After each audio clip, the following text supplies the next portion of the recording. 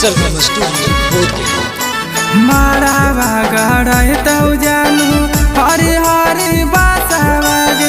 हरी हरी बासवाग देखे अहे पगली हमर लासवागे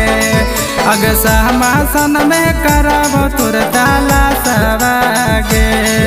अग देखे अहे पगली हमर लासवागे अग समासन में करब तुर ताला सवागे माढ़ावा गढ़ तौ जानू हरी हरी बासवागे हरी हरी बासवागे देखे अहे पगली हमर लासवागे अग समासन में करब तुर ताला सवागे अग देखे अहे पगली हमर लासवागे अग समासन में करब तुर ताला सवागे अग समासन में करब तुर ताला सवागे अग देख अहे पगली हमर लासवागे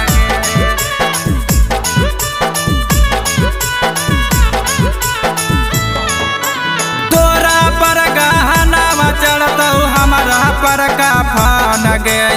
आई के समसाना पगली कर दी हो दफान गे हग तोरा पर गहना चढ़तौ हमारा पर का फान गे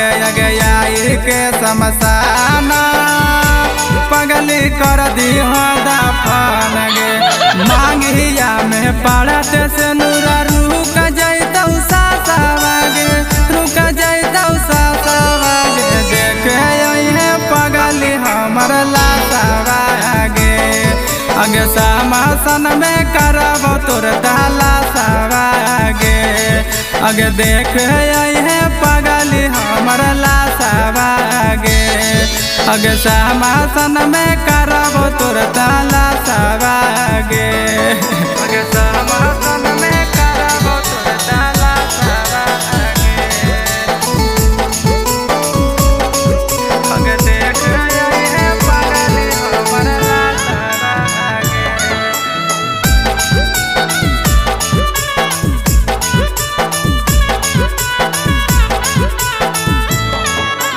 हमें नहीं सोचलियो पगली ऐसन देखबौ दिन गे अभिनंदन तोर जिंदगी में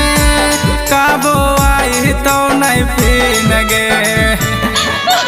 हमें नहीं सोचलियो पगली ऐसन देखबौ दिन गे अभिनंदन तोर जिंदगी में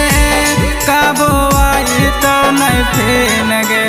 आनंद रविंदर देखाई तो चेहरा बारी फले सवागे बारी के फला सवागे देखे अहे पगली हमर लासवागे